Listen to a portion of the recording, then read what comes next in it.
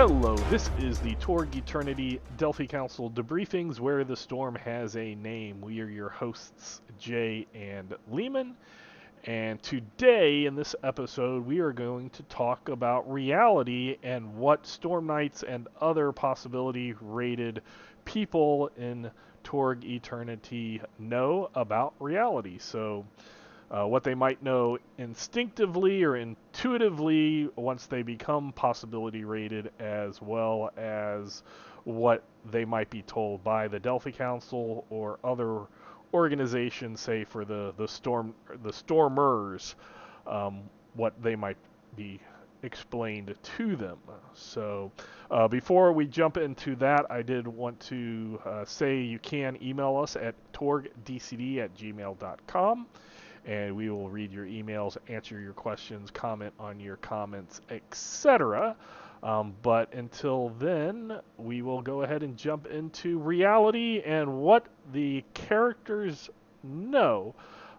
There's very little in the book, I would say, explaining exactly what the Storm Knights know and that, but just from the way the mechanics work, I would definitely say as soon as somebody becomes possibility rated, they know how to use their possibility energy. So they would be able to instinctively know how to, the normal two things that every or most possibility rated people know are the action boost, which is the spend a possibility, add to your roll another d20, add it to your previous d20, as well as the soak, which can help reduce damage. So I'll just say that those would be official of these things are known, because I would not want to be in a game where the game master's like, no, you got to figure out how to soak. And even in the day ones, it's a person just becomes a reality rated character, and now it's like, okay, you have 3 possibilities. This is what you can do with them. I'd also say that an out of character term would be the actual number of possibilities. If I was playing a character with 3 possibilities, that character wouldn't know I have 3 possibilities. He would probably just know,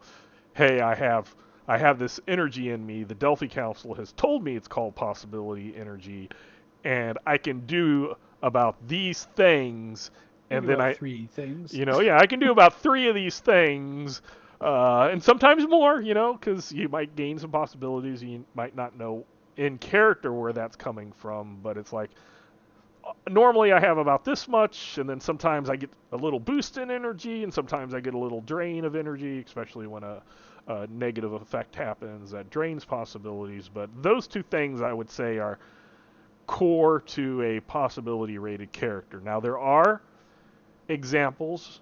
I'll say examples, but I know of one specifically that's been released so far that had 2 other things, and those other things would have been natural to that character. So whatever your 2 things are that the possibility rated person character knows, those would be instinctive. So Jay, let me get your thoughts on what kind of other things would you think that let's go with anybody. They just became possibility rated, whether they will be a Storm Knight or a Stormer, good or bad. Their decision doesn't matter. They've just become possibility rated. Other than the 2 core things, what things about reality do you think they probably either instinctively or intuitively know, or very quickly would find out? I guess before I get into the full thing, there are, I feel, 2 other things that pretty much any reality rated character can do kind of instinctively, and one is navigate through a reality storm. Okay. Because that requires a reality skill check, and I imagine that's just you feeling it and kind of going with the flow, and reconnecting. Okay. Is the other part, right? So those are all things that pretty much any reality rated character can do. And I guess technically tapping an eternity shard, although I would lean towards you might not automatically know how to do that. I don't know. Right. And that might, at least the reality storm and tapping into a Eternity Shard would be something that I think that they would know how to do when it was presented to them. Yeah. You don't know about it But you don't. automatically. Yeah, it's not like all of a sudden you're like, oh, there's these reality storms out there. That it's more of like, oh, Yeah. I'm in the middle of a reality storm. Oh, I can figure out how to manipulate. And at some point, I think probably someone kind of has to tell you how to rip out a stella. Right. But the way, like, it's true. It has not really been very detailed about what the average Storm Knight can detect, how they sense reality, how they look at it. And so you're going to have pretty much every game master running this slightly differently. Right. Now, personally, one of the games that I have run the most is Mage the Ascension all throughout high school and like a little bit at university. And then after that, Mage the Awakening. But Mage the Ascension is a game all about changing reality. And both Ascension and Awakening have a thing that happens when you awaken. And it's when you awakened to magic and you learn how to do all of these different things.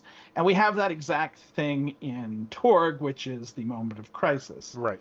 So to me, I've kind of always merged that into the equivalent of a Mage Awakening. So I maybe put a little bit more emphasis into what happens during your moment of crisis. When you have your moment of crisis, that is when you make your decision, although it's not necessarily a conscious decision, but it's when you choose the reality that you're anchoring yourself to, whether it be your own reality or transforming and then connecting to that new one. And so when that happens, I figure is the first time the character feels how the reality mechanics kind of work. So that's when they first can feel that reality is malleable and they can change it. So they don't necessarily know they can consciously spend possibilities, but they know that they have changed something, that reality has changed in some way, and they understand at least subconsciously that they can continue to do that. And then it's a matter of they will subconsciously boost or soak. They won't do it consciously, but the more they do it, the more they will recognize that feeling that they have changed something. Right. And so even if left alone by, the Delphi Council doesn't find them, High Lord doesn't find them, they will eventually learn to do it purposefully just by kind of like recreating the feeling. And then you get other situations too where if they go into a different reality, they can tell that something is different. Right. And they might not be able to necessarily go, it's the Nile Empire, right? But they'll be able to tell that it has changed. And again, through experience, they'll be able to start to tell, okay, yes, this does feel like the Nile Empire. There's just a certain, things kind of change to it. So it depends on where you are. If you're an alpha clearance, brand new Storm Knight, you probably shouldn't really know too much. And the Delphi Council probably hasn't even told you all that much yet, because it really seems to me that the Delphi Council just throws out alpha clearance agents, and the ones that live to make it to beta, those are the ones we invest time in. And I'll get to that later because there's a whole thing about pushing. But alpha, I also imagine they don't want to tell them too much because they might get turned or captured, or all kinds of things could happen to them as well, especially if they're in Ords. Right. But so I figure an alpha clearance character, it's mostly subconscious, but they will get some instruction and practice, which is really what they're being sent out to do, is get practice, get in their reps, and learn how to use their reality skill appropriately.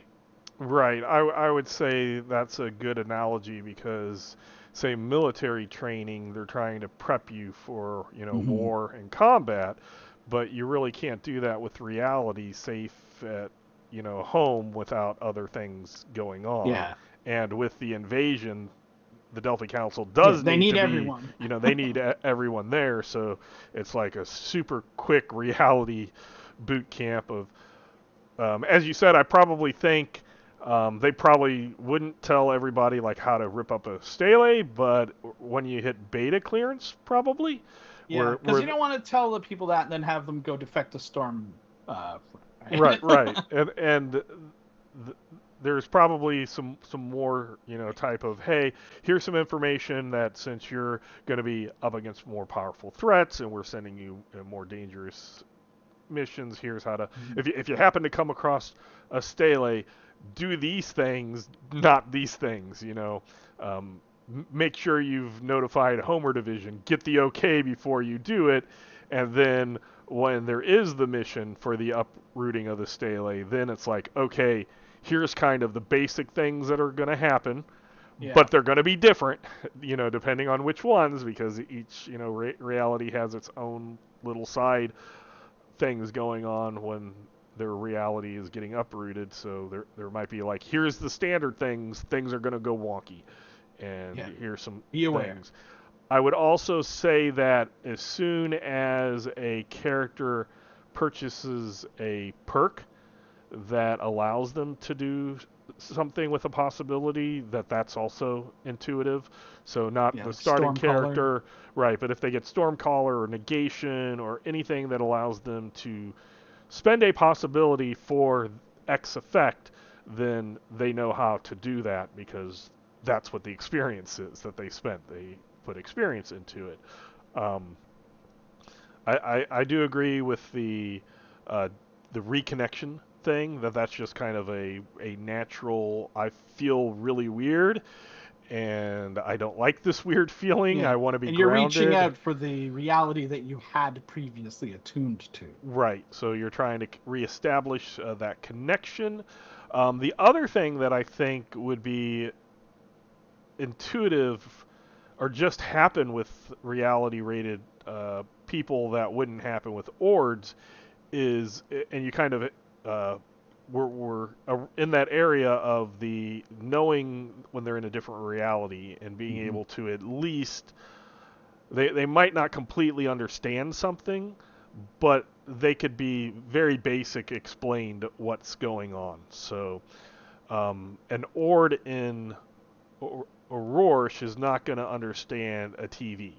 If they transformed, they might be able to point to that thing and say that's a TV, but then when asked what does it do, they kind of, I don't know. It's a TV. Otherwise, if the Ords could tell, then Pan Pacifica the jig would be up pretty quick. Right. So the Storm Knight, though, that transformed, or even say an Aurora Storm Knight who went to Core Earth and saw a TV, saw somebody operating it, went back to Aurora and somebody brought in a TV, they could attempt to use that TV. It would be a 4K contradiction, but they would remember, this is what I saw this person do, this is what I do to turn on the TV, and they could attempt that.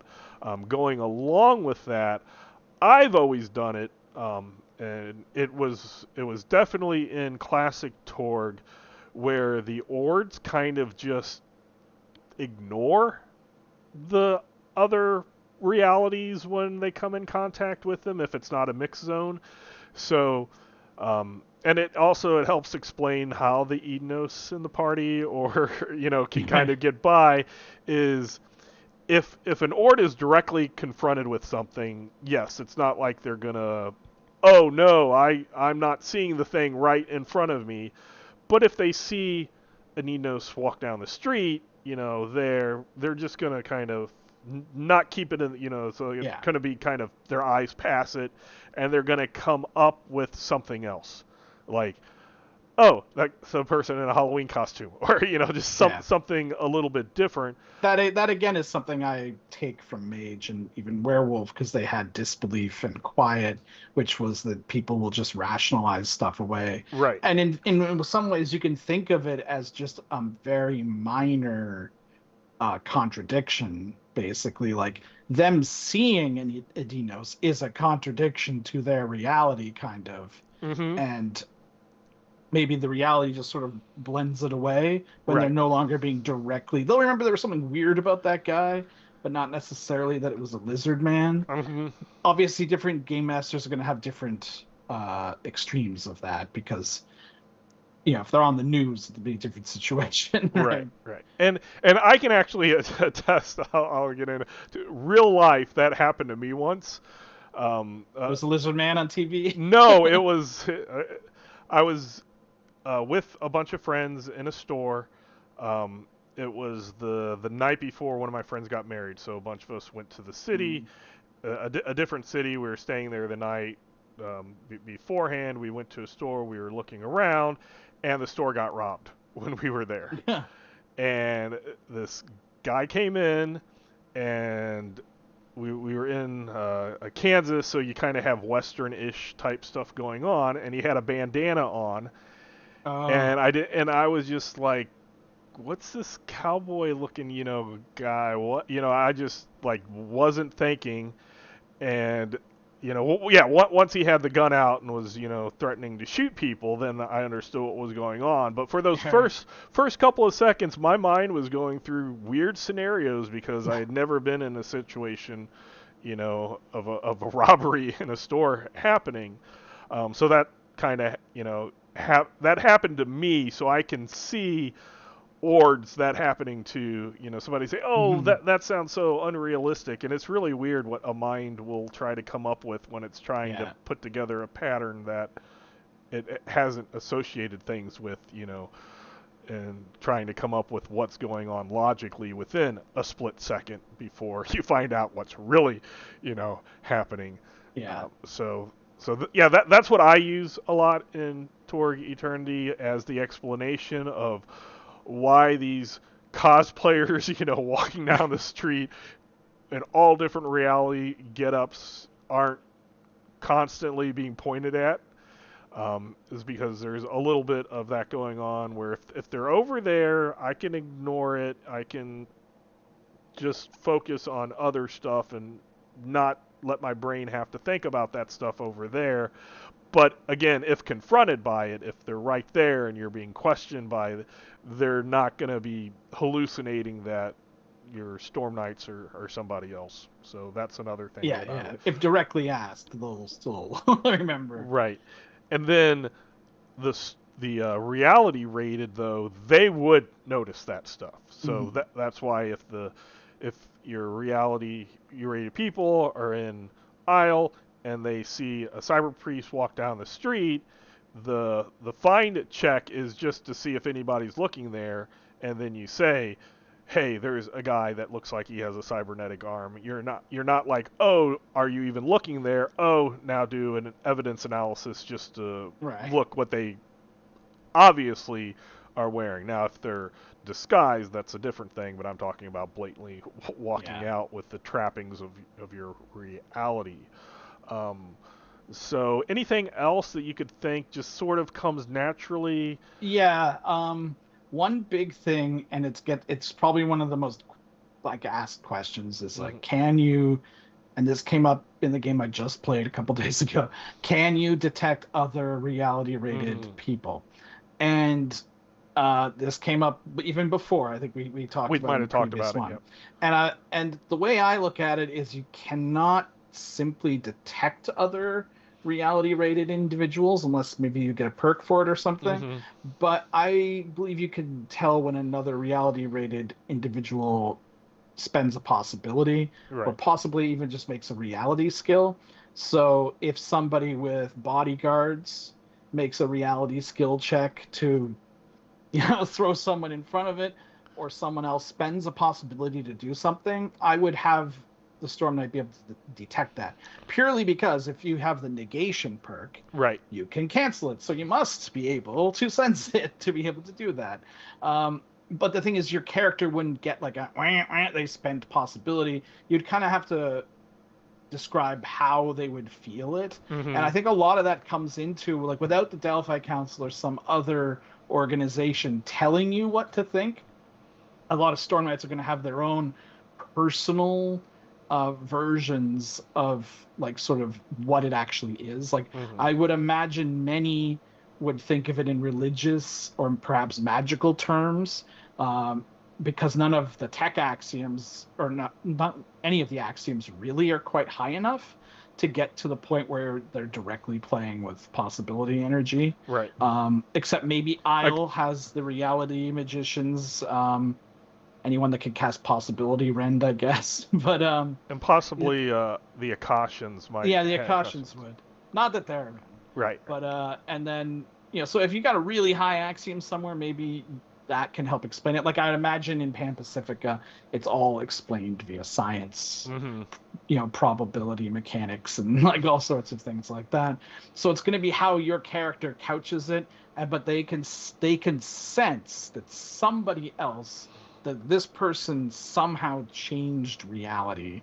You're not necessarily going to know like how many possibilities they have, how powerful they are, even necessarily what reality they're from, but just that something happened. Right. And that can also be part of your character, is like trying to figure out how does your character think about these things, not when it hasn't yet been fully explained to them. I mean, even the Delphi Council doesn't really know what's going on necessarily, right. So yeah, they have their own, little group of people trying to figure out reality. At the Delphi Council, they don't know everything about it. They do know enough of what Quinn brought with him, but they don't have all the intricacies. Plus, it's a little bit different now. Yeah, so, and they do have an occasion on staff. So there's a bit of information there. Right. So I would agree with that. I would probably, that's where I would use the rule that you can have different stats with different skills. So I would probably do a mind with reality to kind of figure out what's going on with when that person did that thing. And because a lot of times, just because of the transparency of Torg Eternity, when the villain soaks, you just say, okay, they spend a possibility to soak, and then they roll, and you figure out what happened. Or they're spending a possibility to boost. When I put tokens on the board, they have possibilities on them if they're reality rated, so the players know at that point. But usually, if it's a non-combat situation, I don't mention it unless they trigger it somehow. Right, and if it's a non-combat, that's when I would have everybody do a reality plus mind, and kind of use it as a perception check. Yeah.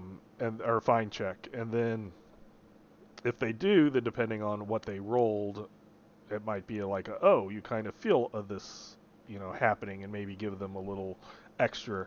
And as you said, I would probably adjust the difficulty numbers for the brand new alpha person, and then the beta, the beta person who's been in all of the realities and understands things. And then if they go back to the reality, or they go into a new reality, if somebody's from that reality, I would definitely give them reduce the difficulty number, give them a plus 2 or 4 or whatever, favored, something along those lines, to show that, hey, you realize that, or just tell them, if hey.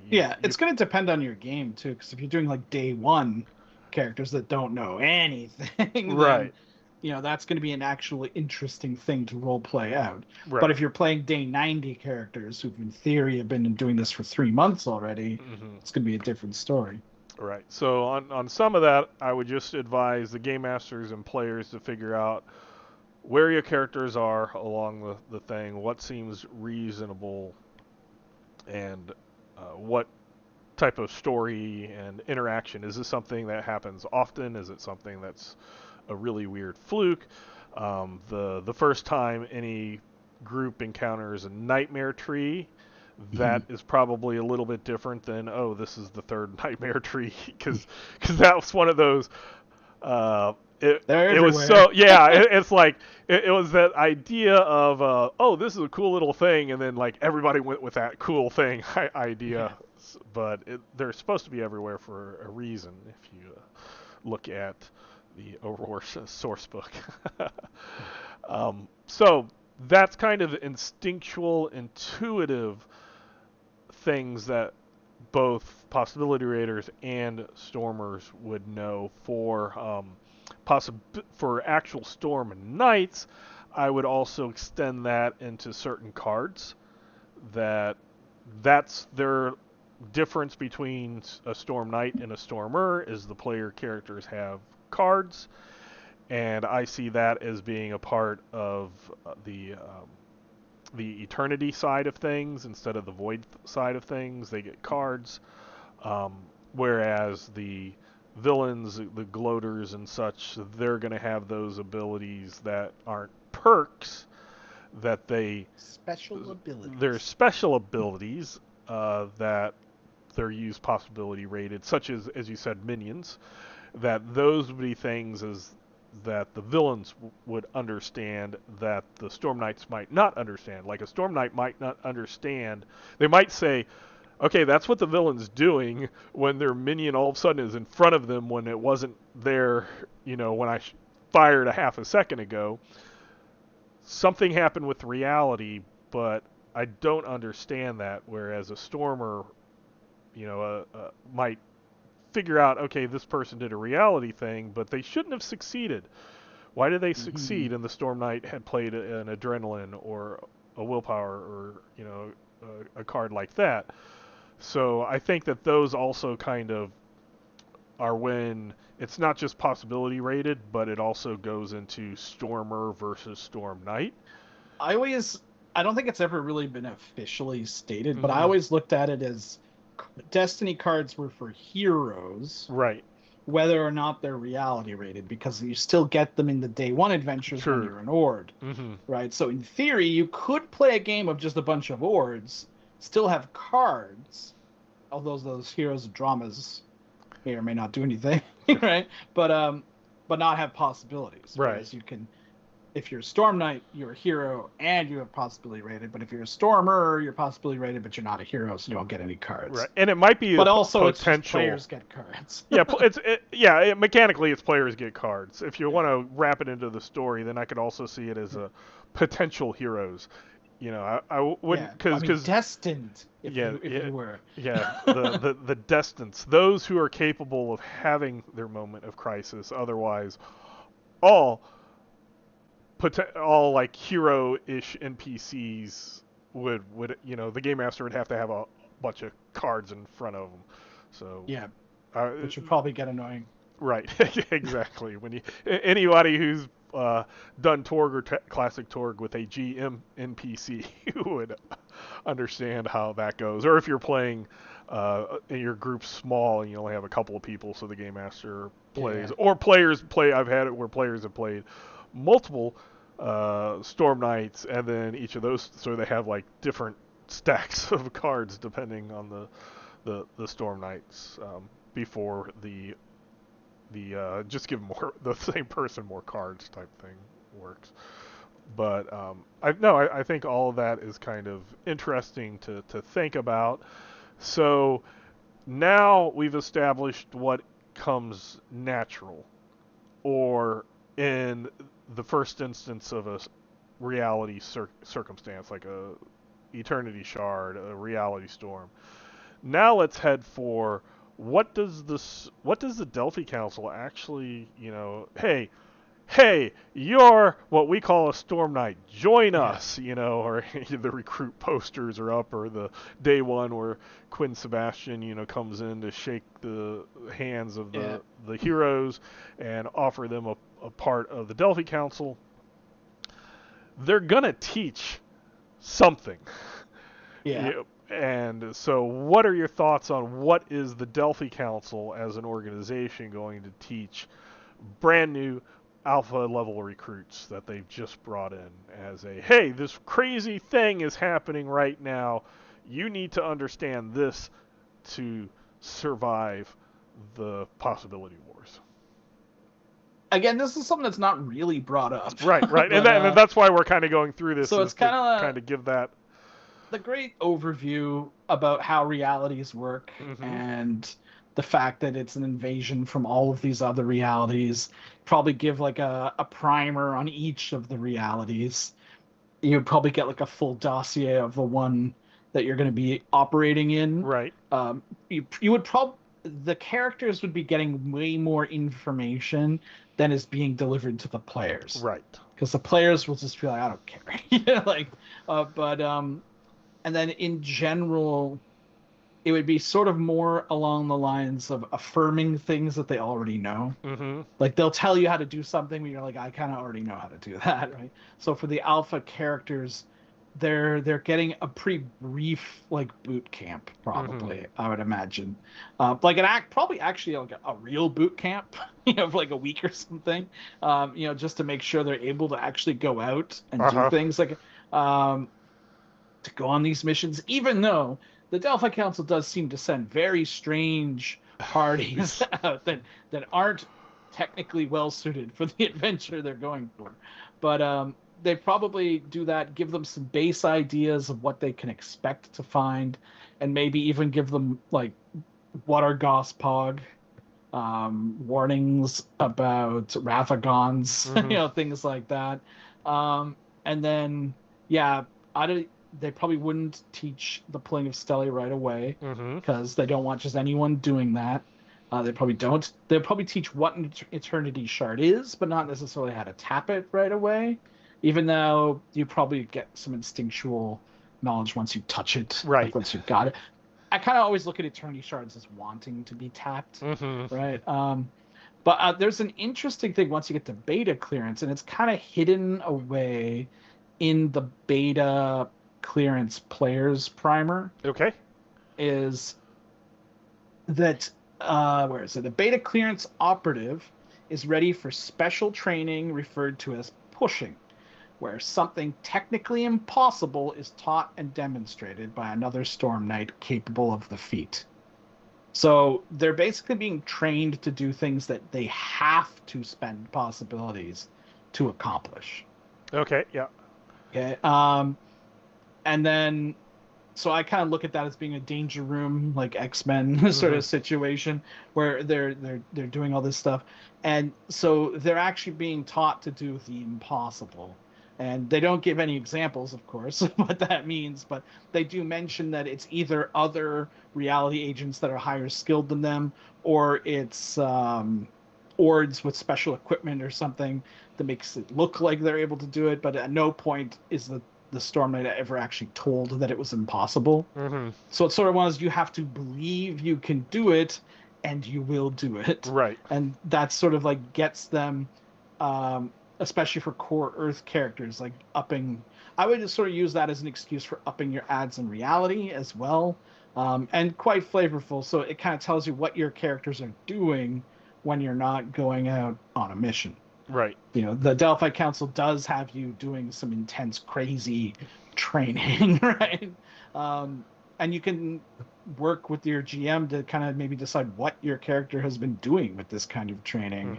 Mm-hmm. Not necessarily what you just spent your XP on. It could be almost anything. Yeah, and that might be a nice narrative way of why you got that perk. Mm-hmm. Because you went through that training and you figured out how to do that impossible thing. And I So it imagine kind the of training works both ways too. The Delphi mm-hmm. Council is trying to figure out stuff Right, at like, the same oh, time. yeah, it's one of those, if we don't tell them what they can't do, then maybe they'll do something cool that we'll realize can be done, and Yeah. then, train others, or at least know that this one guy over here can do that thing. Um, yeah, I also agree, and this is something that every game master, every table is going to kind of have to come up with their own reasoning and rationale behind why is this group of mixed match people that don't seem like they would be Mm-hmm. good to go on this mission or going on this mission. I know when I played at Gen Con with, I said it a couple weeks ago, but now my brain is going, the Infiniverse Iconoclasts, they have a no Technodemon and Ednos kind of rule because they don't want to have the Yeah. explanation of why. Um, so there are certain things that every group is going to kind of figure out, where does that boundary stretch, where can we say, okay, this is fine, this isn't fine.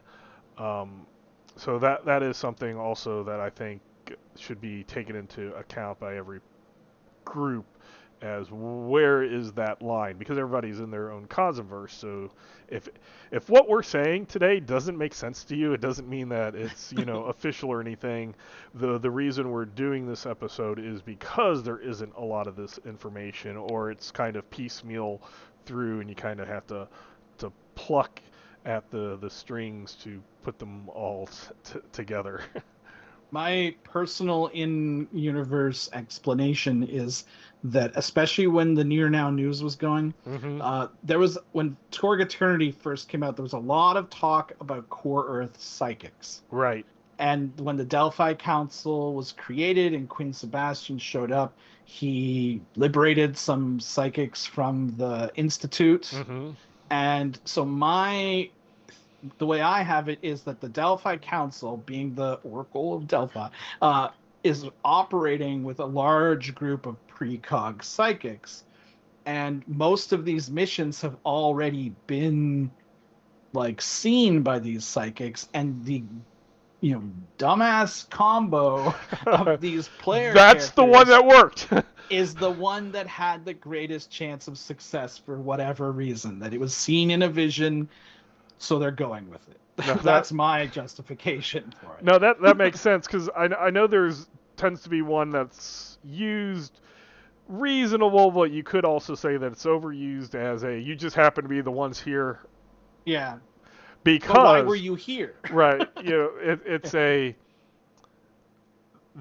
yes, there are disruptions to travel, so you can't necessarily always form together the peak. A perfect group. The perfect group. You were the closest ones. But sometimes you look at the group and you're like, there's nothing better out there. Nothing more cohesive. This is a social mission. Right. Yeah, we have a spirit, aspirant, Edenos, ground sloth, and a Stallinger. What? Yeah. What? I guess I also personally run with the rule for anything weird like the Stallingers and even aspirants. I run with there can only be one of them in the group. Right. That's it. And for most of them, not aspirants. I don't count Adinos towards this, but I do count aspirants because they're so they're pretty powerful. Right. And elves and dwarfs, I think, are at least acceptable. They're fine. But things like pixies, that sort of stuff, it's one, and then once there's been one, that's it. Because your group gets one throughout their career. That's it, yeah, because that also keeps them special. So yeah, there's stuff like that. I would definitely say the Delphi Council would explain the steles. The triangle regions. And why you don't uproot. They would explain why you don't uproot them. They understand that the Ords need to be refilled with possibility energy. Again, they're not saying possibilities, like every Ord needs 0.25 possibilities. They're like, they need to be filled with possibility energy. 35 hope units. Yes, they need that energy is given to them through these spectacular deeds of glory. They wouldn't say, hey, when you're out there, be sure to have a glory card and roll a 60 or better on your die. But they would give those generalities. I think they would also be sure to explain these are not necessarily alien invaders, but invaders from different realities, because there is that kind of distinction of, aliens would be just something that Core Earth would understand, and no, a Core Earth person is not going to understand Isle magic because the reality doesn't accept it. So here's the differences in the realities. Like you said, I could almost see them giving out a little, like you said, a packet of here's an overview, kind of like what we did as overview, but then when they're going to Isle, it's kind of like, hey, for anybody not from Isle, it's a little manila file folder or whatever. It has some pictures, some paperclip or whatever, physically hand it to you for the non-tech, or a tablet for the techie people, and are like, here's the information for that realm. I think that they might use axioms. I could see trying to figure out hey, here's what axiom, kind of in the back where there's the thing. They might be missing certain things, things. I feel they have a rough idea of axioms, but they don't necessarily have an exact guide, like the exact numbers. It's probably much more varied and less that's what I'm looking for, like maybe there's only like 5 levels, right? And instead of 30, it's kind of like here's 5, and they kind of crunch each section up into, because making these kind of distinctions is just what people do, right? Like every tech game like GURPS or whatever or Traveler has tech levels. So it's just something that if there were reality scientists, they would come up with numbers. Right. And if they know that there's magic and there's faith or like different things, they would figure it out, but they wouldn't necessarily come to the same type of numbers as the game system has. It would be very convenient if they did, but especially you would have reality magicians from Isle showing up and talking to reality theorists from Core Earth and being totally on different pages, right? Yeah, and I would also see, like, whatever the scale the Delphi Council would use would be more like a Mohs hardness scale than, say, a Richter scale. Just something easily... Hey, if you can do this, and you don't feel any pushback, then it's at least this, level. Kind of like a penny. If you can scratch it with a penny, it's this. If you can scratch it with a nail or a knife, it can do this. If you can scratch with glass, it's stuff that's supposed to be commonly available, and it's not in any precise order. This many times more than this many times more than the previous, or whatever. It's just kind of a general thing.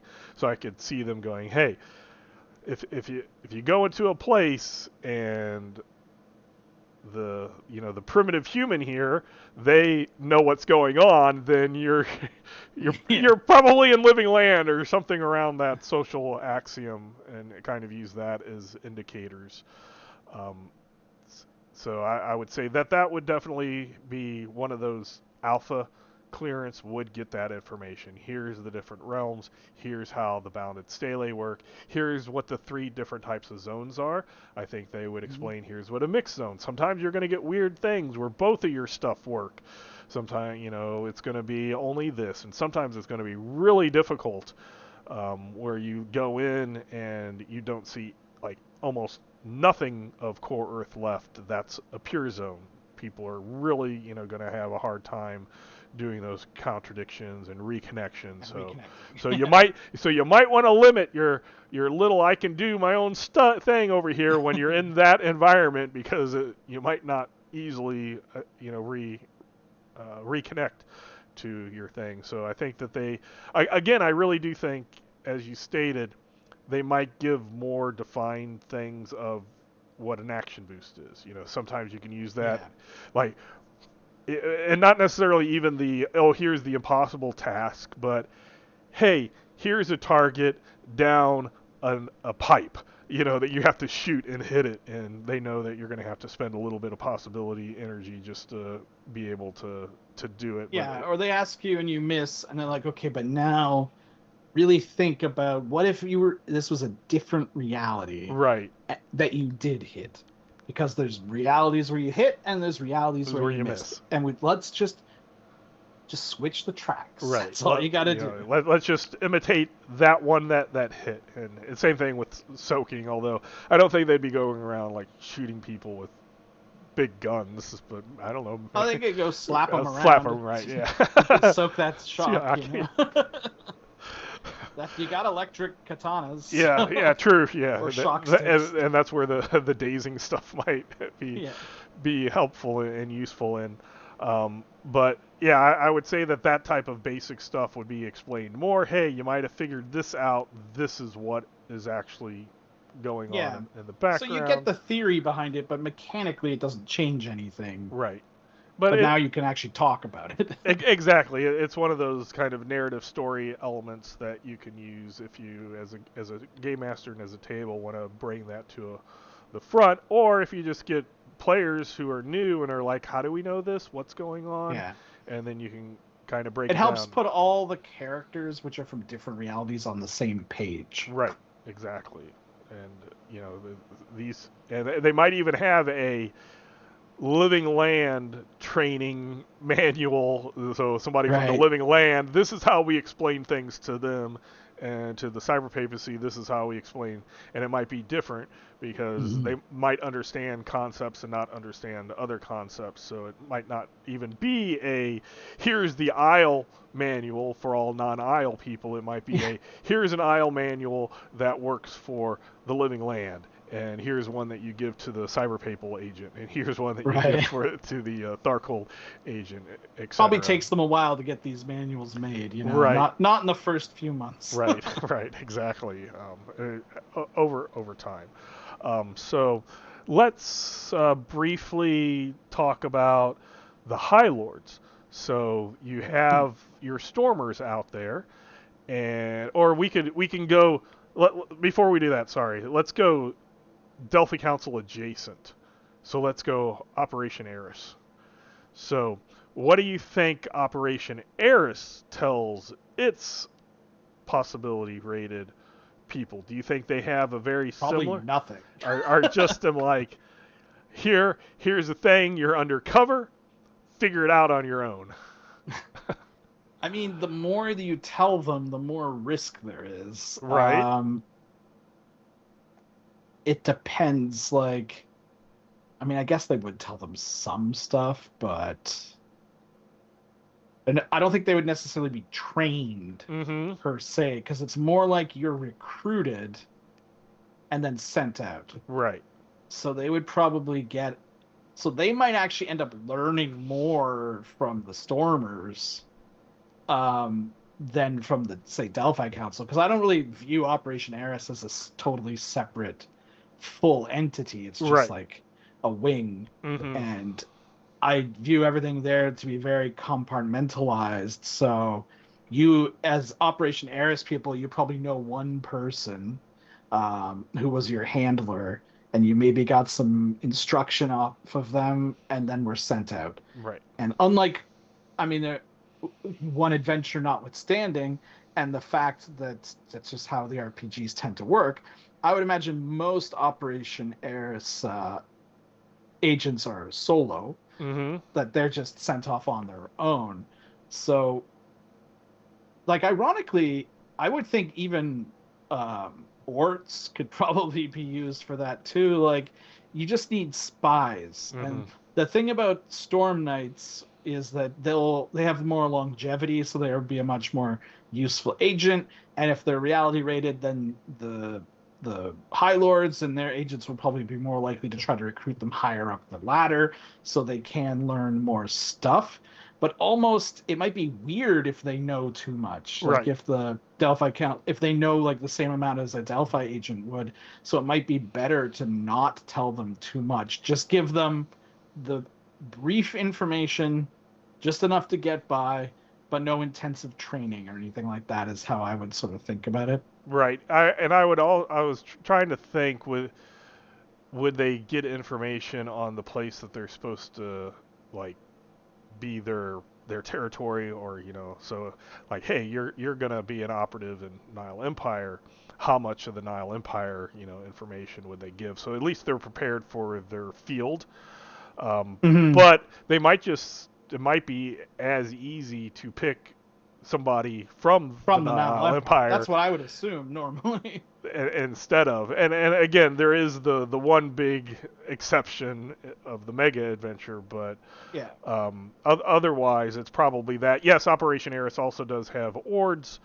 That's one of the reasons why the Delphi Council says you don't just go out there and kill everybody or make sure everybody's dead, because it might be an Operation Eris person plus your heroes. Mm-hmm. But there are the reality rated. But I would agree with you that out of both sides, the Storm Knights and the Stormers, the Operation Eris are probably told the least. Yeah. Because, again, if you seem like you're learning too much too fast, then that's going to throw up a red flag to whoever you're trying to infiltrate. Mhm. But Just the trying to not be noticed. right, Right. and then the Stormers are going to have learned some stuff, and they might be in those positions where they've been told a little bit more, on their side of things what's going on. So yeah, it's kind of like the Operation Eris possibility rated people are the ones that have the least info, Yeah. with the hopes that they'll learn the enemy info and Yeah. what's going on. So okay, now let's shift over to the High Lords. I think different High Lords would probably approach it differently. Yeah. But how would you think a Stormer would necessarily, what information they might be given? Would you think that the different High Lords would do it differently, or do you think there would be something that all the High Lords would agree to tell their Stormers? I I mean, don't they'll have to think come up with anything. some reason for why they're invading in the first place. Mm-hmm. And I mean, all the reasons are kind of different, but there needs to be something. Right. And I would imagine most reality mechanics, aside from like their trusted lieutenants that have been through multiple invasions, assuming they've done multiple invasions, but the trusted lieutenants would know the score, but maybe newer ones um, might not. Like, I would imagine your average elite Nile shock trooper who has two possibilities Mm-hmm. is just has them for being a veteran and hasn't necessarily received any special training, Mm-hmm. right? So they're kind of using them subconsciously. Now, it would depend really on each High Lord. I think they would operate it very differently and say different things, but they would probably all kind of couch it in terms that would be understood and not necessarily even mention reality. Uh-huh. The one that is kind of weird though is Tharkold, since every techno demon is possibility rated, Right. at least mechanically. Right. So they all have it. So I I imagine it would just be we're superior. We know how to do this. Blah blah blah, kind of a thing. For Barak Kaw, I would believe he would sort of treat it as proof of divine favor. Mm-hmm. So anyone whose possibility rated is blessed by Lanala, and he recognizes them as the Sar and elevates them, and then gives other Adinos kind of something to aspire towards. Right. Whereas Mobius, I think it's kind of easy to, since in Torg Eternity, Eternium is much more just readily available, Mm-hmm. and Eternium is used in so many things, and it's like this power source. You could almost explain it in the same way. It's just a pulp science thing. Right. Um, and so I would imagine that like shock troopers and things like that don't get any actual like real training or anything, but pulp villains, most of which are scientists that are using crazy gizmos, or even like pulp sorcerers or high priests, they would just see it as some kind of energy. The others I'm not so sure about. Like Isle would just probably think of it as magic Mm-hmm. of some kind. Pan Pacifica is probably the closest to thinking of it the same way as Core Earth, but I'm actually not sure how Pan Pacifica would really I like would Yeah, word it. I think Pan Pacifica would be the closest to the Delphi Council and like training special agents. Like not every higher Marsec agent or Kanawa security with a Hmm. possibility would know, but definitely they have specialized strike teams, Yeah. and when they, I would I could see them having their own group of say beta, like their version of beta level clearance, where they're like, okay, this is how we figured Yeah. out that reality works, because when we send you out against the Storm Knights, we want you to win. So they're going to say, hey, they can do this and they can do that, and you can do this, and here's something. I would see that more Pan Pacifica style.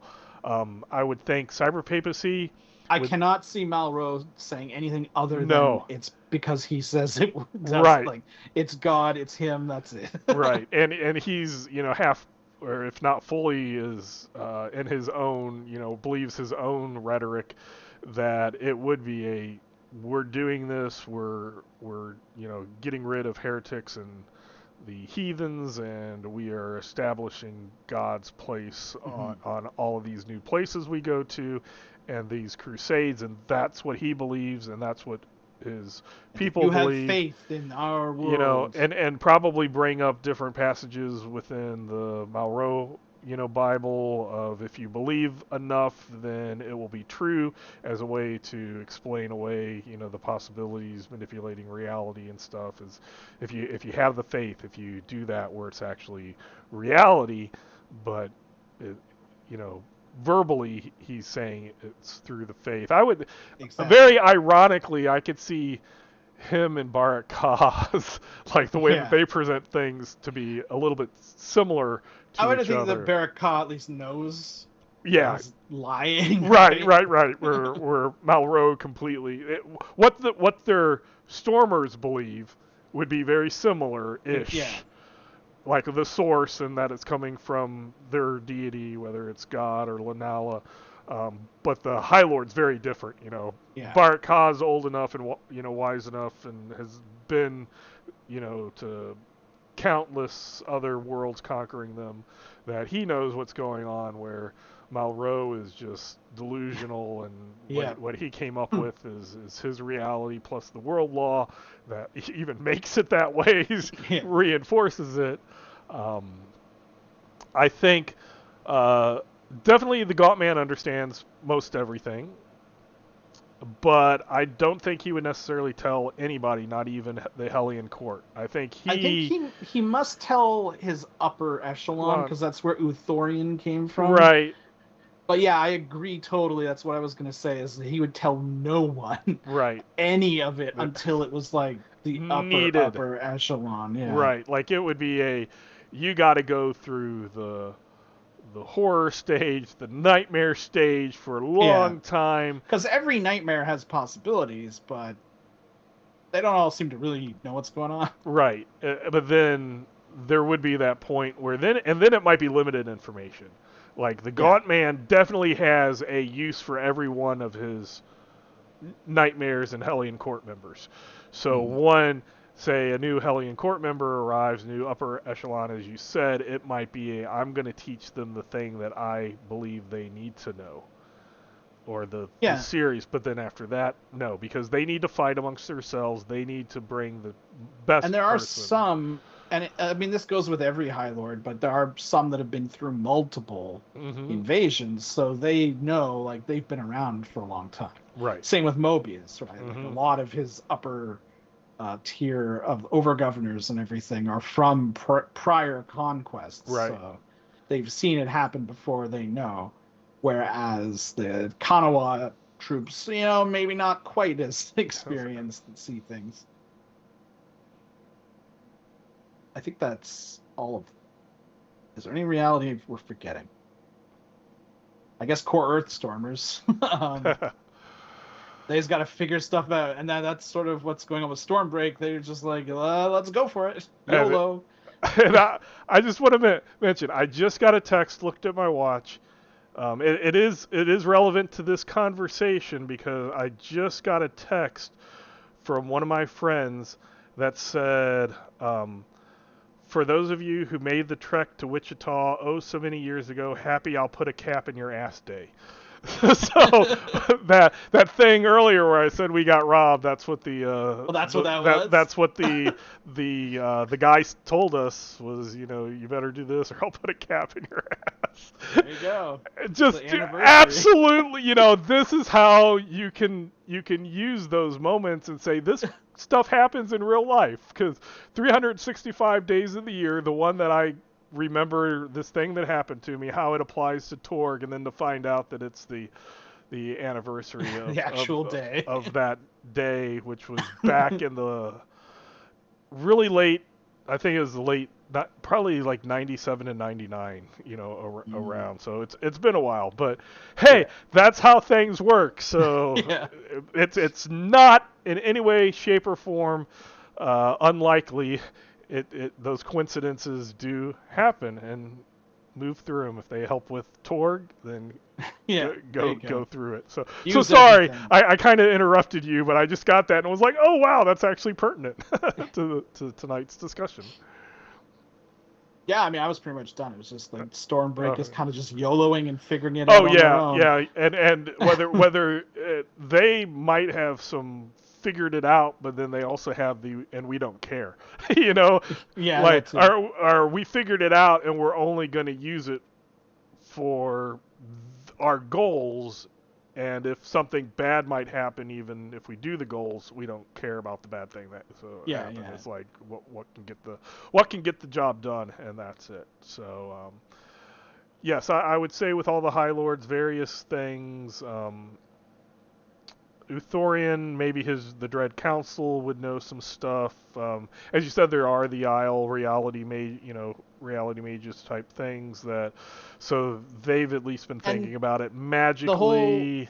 I think it was sort of maybe retconned, but the whole thing with Storm Knight being the term that Pella Ardenate came up with in the Right, first place. right. Like, I always sort of felt Isle had maybe a little bit more of a grasp Mm-hmm. on it than most of the other realms. Right. Maybe because the elves were chilling with the With it, occasions for so long, you right, know. right. So yeah, I would imagine even like the Stormers too probably have a bit more understanding than some of the Stormers from other realms, Right. personally.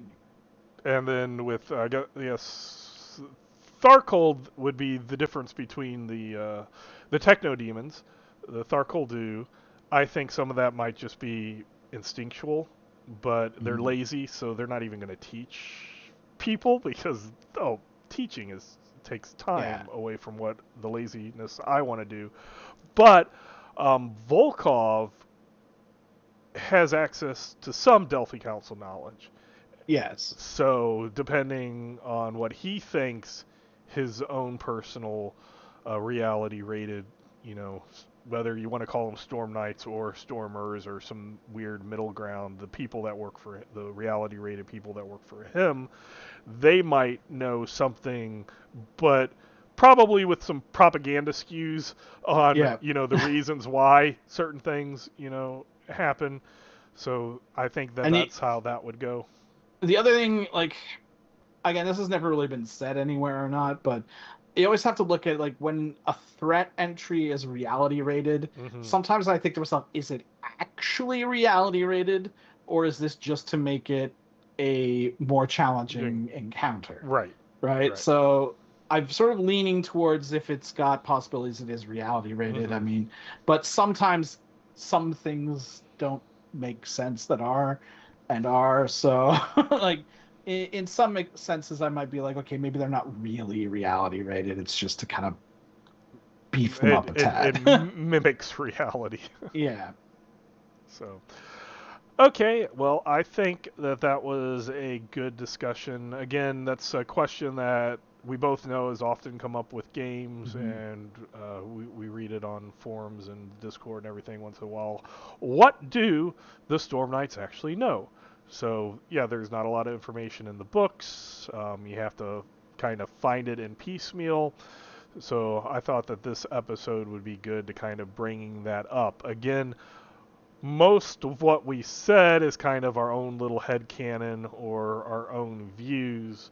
Year two might have a little bit more solidification of what the Storm Knights know to when they get involved in the Delphi Council. So at least the Delphi Council part of that might be explained a little because we have had these questions over the years coming up. So we have taken that into account. Having said that, um, go ahead and you can email us at torgdcd@gmail.com. You can send us your questions. We'll answer those. We'll comment on your comments, etc. But until next time, we hope you have fun in your own Cosmverse. Bye.